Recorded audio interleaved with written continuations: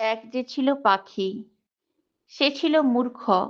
সে গান গাহিত, শাস্ত্র পড়িত না, লাফাইত, উড়িত, জানিত না কায়দা কানুন কাকে বলে।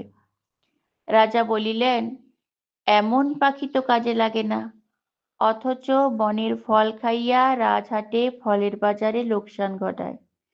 মন্ত্রীকে ডাকিয়া বলিলেন, পাখিটাকে শিক্ষা দাও। রাজার ভাগিনাদের উপর ভার পড়িল পাখিটাকে শিক্ষা দিবার। পণ্ডিতেরা বসিয়া অনেক বিচার করিলেন।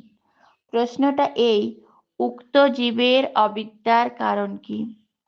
সিদ্ধান্ত হইল, সামান্য খড়কুটা দিয়া পাখি যে বাসা বাঁধে সে বাসায় বিদ্যা বেশি ধরে না। তাই সকলের আগে দরকার ভালো করিয়া খাঁচা বানাইয়া দেওয়া। রাজপণ্ডিতেরা দক্ষিণা পাইয়া খুশি হইয়া বাসায় ফিরিলেন। স্যাকরা বসিল সোনার খাঁচা বানাইতে। খাঁচাটা হইল এমন আশ্চর্য যে দেখিবার জন্য দেশ বিদেশের লোক ঝুঁকিয়া পড়িল।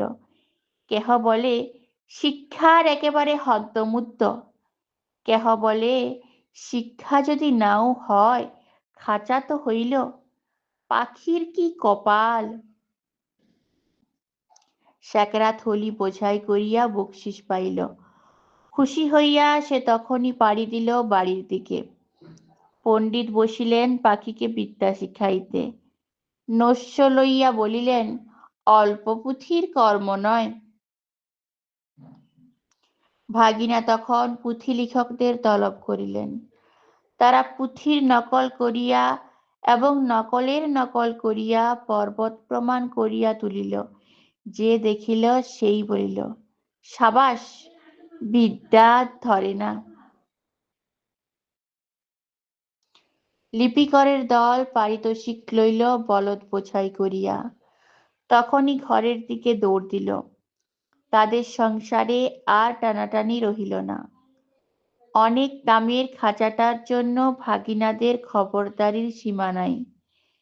মেরামত তো লাগিয়াই আছে।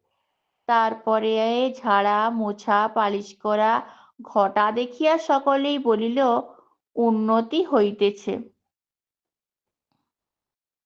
লোক লাগিল বিস্তর, এবং তাদের উপর নজর রাখিবার জন্য লোক লাগিল আরো বিস্তর। তারা মাস মাস মুঠা মুঠা তনখা পাইয়া সিন্ধুক বোঝাই করিল। তারা এবং তাদের মামাতো খুড়তুতো মাস্তুতো ভাইরা খুশি হইয়া কোঠাবালাখানায় গদি পাতিয়া বসিল।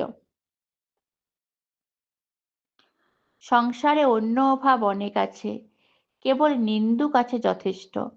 তারা বলিল, খাঁচাটার উন্নতি হইতেছে, কিন্তু পাখিটার খবর কেহ রাখে না। কথাটা রাজার কানে গেল। তিনি ভাগিনাকে ডাকিয়া বলিলেন, ভাগিনা, এ কি কথা শুনি? ভাগিনা বলিল, মহারাজ, সত্য কথা যদি শুনিবেন তবে ডাকুন শেকরাদের, পণ্ডিতদের, লিপিকরদের, ডাকুন যারা মেরামত করে এবং মেরামত তদারক করিয়া বেড়ায়। নিন্দুকগুলো খাইতে পায় না বলিয়াই মন্দ কথা বলে। জবাব শুনিয়া রাজা অবস্থাটা পরিষ্কার বুঝিলেন। আর তখনই ভাগিনার গলায় সোনার হার জড়িল।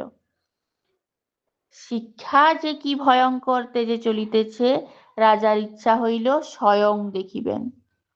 একদিন তাই পাত্র মিত্র অমাত্য লইয়া শিক্ষাশালায় তিনি স্বয়ং আসিয়া উপস্থিত। দেউড়ির কাছে অমনি বাজিল শাঁখ, ঘণ্টা, ঢাক, ঢোল, কাড়া, নাকড়া, তুরি, ভেরি, দামামা, কাশি, বাঁশি, কাসর, খোল, করতাল, মৃদঙ্গ, জগঝম্প।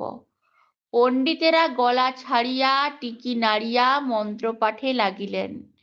মিস্ত্রি, মজুর, স্যাকরা, লিপিকর, তদাকর, নবিশ আর মামাতো পিস্তুত খুড়তুতো এবং মাস্তুতো ভাই জয়ধ্বনি তুলিল। ভাগিনা বলিল, মহারাজ, কাণ্ডটা দেখিতেছেন? মহারাজ বলিলেন, আশ্চর্য, শব্দ কম নয়। ভাগিনা বলিল, শুধু শব্দ নয়, পিছনে অর্থও কম নাই। রাজা খুশি হইয়া দেউড়ি পার হইয়া যেই হাতিতে উঠিবেন, এমন সময় নিন্দুক ছিল ঝোপের মধ্যে গা ঢাকা দিয়া। সে বলিয়া উঠিল, মহারাজ, পাখিটাকে দেখিয়াছেন কি? রাজার চমক লাগিল, বলিলেন, ওই যা, মনে তো ছিল না, পাখিটাকে দেখা হয় নাই। রাজা ফিরিয়া আসিয়া পণ্ডিতকে বলিলেন, পাখিকে তোমরা কেমন শেখাও তার কায়দাটা দেখা চাই। দেখা হইল, দেখিয়া বড় খুশি। কায়দাটা পাখিটার চেয়ে এত বেশি বড় যে পাখিটাকে দেখাই যায় না, মনে হয় তাকে না দেখিলেও চলে। রাজা বুঝিলেন আয়োজনের ত্রুটি নাই, খাঁচায় দানা নাই, পানি নাই, কেবল রাশি রাশি পুঁথি হইতে রাশি রাশি পাতা ছিঁড়িয়া কলমের ডগা দিয়া পাখির মুখের মধ্যে ঠাসা হইতেছে। গান তো বন্ধই, চিৎকার করিবার ফাঁকটুকু পর্যন্ত বোঝা, দেখিলে শরীর রোমাঞ্চ হয়। এবারে রাজা হাতিতে চড়িবার সময় কানমোলা সর্দারকে বলিয়া দিলেন, নিন্দুকের যেন আচ্ছা করিয়া কান মলিয়া দেওয়া হয়। পাখিটা দিনে দিনে ভদ্র দোস্তর মতো আদমরা হইয়া আসিল। অভিভাবকেরা বুঝিল বেশ আশাজনক, তবু স্বভাব তো সে সকালবেলার আলোর দিকে পাখি চায়, আর অন্যায় রকমে পাখা ছটফট করে।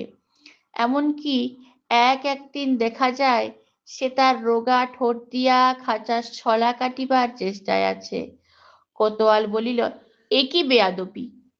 তখন শিক্ষা মহালে হাপর হাতুড়ি আগুন লইয়া কামার আসিয়া হাজির।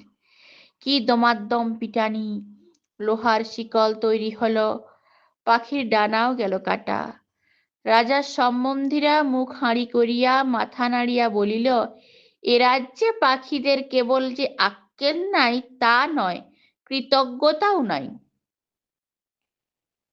তখন পণ্ডিতেরা এক হাতে কলম এক হাতে সড়কি লইয়া এমন কাণ্ড করিল যাকে বলে শিক্ষা। কামারের পোষার বাড়িয়া কামার গিন্নির গায়ে সোনা দানা চড়িল, এবং কোতোয়ালের হুঁশিয়ারি দেখিয়া রাজা তাকে শিরোপা দিলেন। পাখিটা মরিল, কোন কালে কেউ তার ঠাহর করিতে পারে নাই। নিন্দুক লক্ষ্মী ছাড়া রটাইল, পাখি মরিয়াছে। ভাগিনাকে ডাকিয়া রাজা বলিলেন, ভাগিনা, এ কি কথা শুনি? ভাগিনা বলিল, মহারাজ, পাখিটার শিক্ষা পুরা হইয়াছে। রাজা শুধাইলেন, ও কি আর লাফায়? ভাগিনা বলিল, আরে রাম, ও কি আর ওড়ে? না। আর কি গান গায়? না। দানা না পাইলে আর কি চেঁচায়? না। রাজা বলিলেন, একবার পাখিটাকে আনো তো দেখি। পাখি আসিল, সঙ্গে কোতোয়াল আসিল, পাইক আসিল, ঘোড়সওয়ার আসিল। রাজা পাখিটাকে টিপিলেন, সে হা করিল না, হু করিল না, কেবল তার পেটের মধ্যে পুঁথির শুকনো পাতা খসখস গজগজ করিতে লাগিল। বাহিরে নববসন্তের দক্ষিণ হাওয়ায় কিশলয়গুলি দীর্ঘ নিঃশ্বাসে মুকুলিত বনের আকাশ আকুল করিয়া দিল।